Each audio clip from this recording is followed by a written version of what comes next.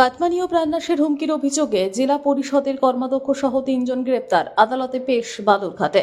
তুলা আদায় ও কাটমানি চেয়ে প্রাণনাশের হুমকির অভিযোগে দক্ষিণ দিনাজপুর জেলা পরিষদের কর্মাধ্যক্ষ কৌশিক মাহাতো ওরফে ডাকু, দিবাকর রায় ওরফে বাবুন এবং মাসুদ সরকারকে গতকাল কলকাতা থেকে গ্রেপ্তার করে পুলিশ।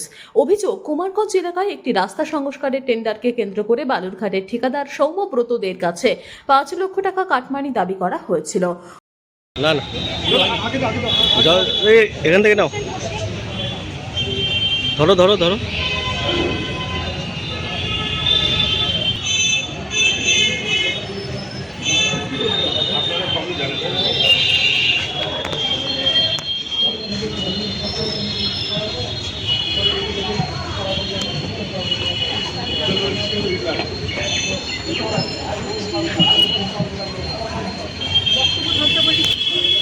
আপনারা সবই জানেন, এইটুকুই বলবো। ভিডিও হয়েছে তো? আর কোনো